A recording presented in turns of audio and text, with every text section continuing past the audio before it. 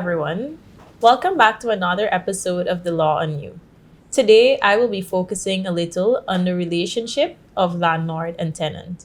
Now, this area of law is generally governed by both the common law principles and the Roman Dutch law principles and the legislation, such as the Landlord and Tenant Act, Chapter 6101 of Guyana. Now, the law of landlord and tenant essentially governs the relationship between the lessor and the lessee, or otherwise known as the landlord and the tenant. This area of law, more or less, sets out the obligations of the parties and it lays down the formalities for both the creation and the termination of this relationship. So, today I intend to tell you a little bit about the formalities, but I will also focus on the landlord's obligations, or otherwise the landlord's covenants. So, firstly, what is a lease or a tenancy?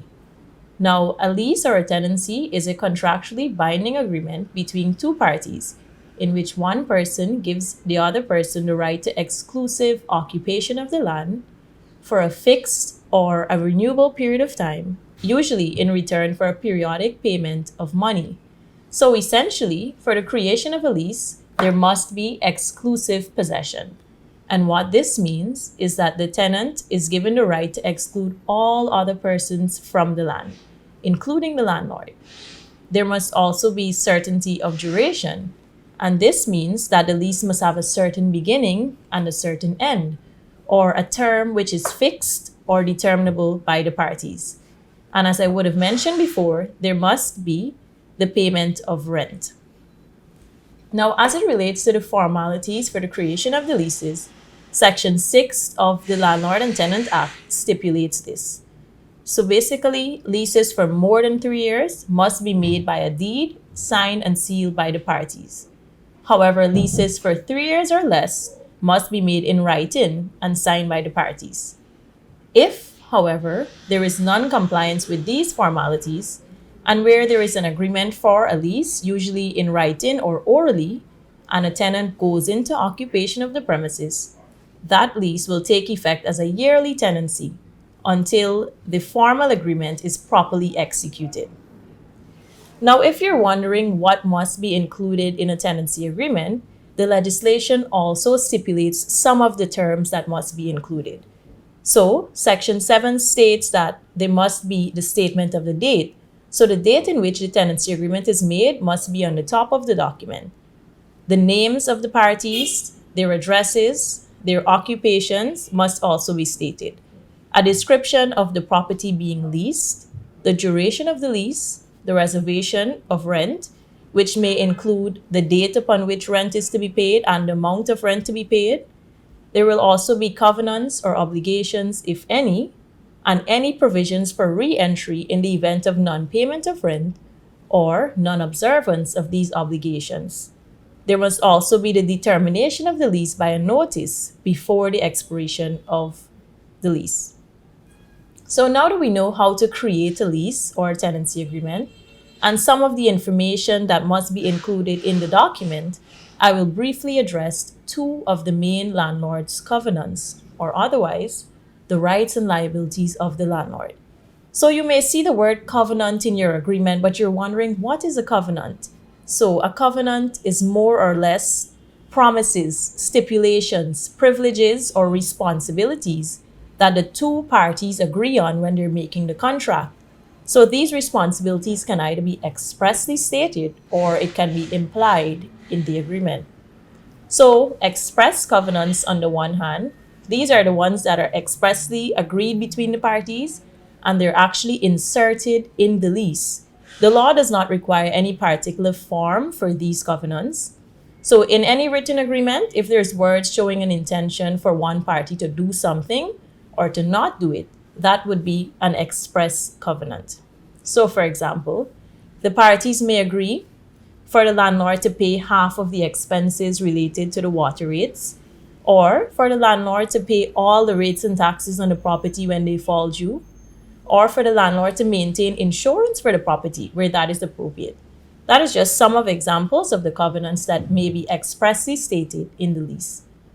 Implied covenants, on the other hand, these are obligations created by legislation or they arise under the common law as established over time. So I will now deal with the landlord's covenant as to the fitness for human habitation.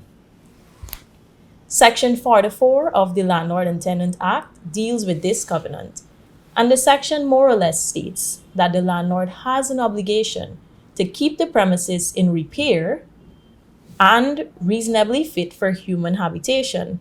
Now, this applies not only at the commencement of the tenancy, but throughout the entire tenancy. However, for this covenant to be applied, the lease must be for a term of less than 3 years, and there must not be no term in that agreement concerning the repair of the premises by the landlord. So, what this means is that even if there's no express covenant in the agreement for the landlord to keep the premises in repair or to keep it fit for human habitation, the law imposes an obligation on him and her to do so. Now you might want to know, what does fitness for human habitation mean? Chief Justice Wooden defined fitness for human habitation in its natural meaning to be fit for human beings to live in. In determining whether a house is fit for human habitation, one must have regard to the conditions in respect of the following matters. That is to say, you must consider whether the property is in need of repair, whether there's stability of the property, whether it's free from damp, whether there's natural lighting, whether there's ventilation, water supply, facilities for storage and disposal of wastewater, among others. So if it is that the house is so far defective in one of these areas so as to be not reasonably suitable for occupation, then it will be deemed as unfit for human habitation, and the landlord would be in breach of the covenant. So as a landlord, you should be mindful of the condition of the house that you're renting. And likewise, as a tenant, you should inspect the property that you're renting to ensure that it is reasonably fit for you to live in. The next covenant I will quickly address is the covenant for quiet enjoyment. Now, this covenant derives from common law and legal principles established over time, and it means that any tenant in possession of the property must have a quiet enjoyment of the premises during the continuance of the lease. Now, the word quiet does not refer to the absence of noise, but rather it refers to the enjoyment of the premises without interference from the landlord and or his agents. Now, examples of breaches of this covenant as emanated from the case law would include that maybe the landlord, in order to get rid of a tenant, removes the doors or the windows or the roofs, or the landlord causes the water or electricity to be cut off, or the landlord subjects the tenant to persistent harassment and intimidation. So where this happens, the tenant is actually entitled to recover compensation from the landlord if a landlord or any agent working under him substantially interferes or physically disturbs the tenant's enjoyment of the land. Now, these are just some of the responsibilities of a landlord during the tenancy that you must bear in mind.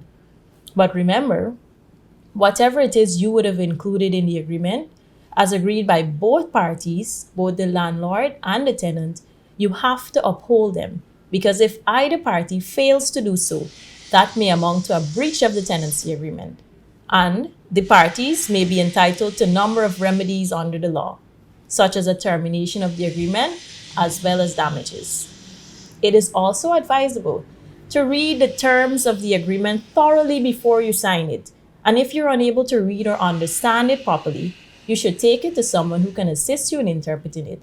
Or, for example, you can take it to your attorney at law to read through the clauses with you and ensure you agree to complying with them. So on the next occasion, I will address some of the tenant's covenants and the remedies available to both parties under law. For now, that brings me to the end of this short discussion. Until next time, thank you for your time and attention. Audio Jungle.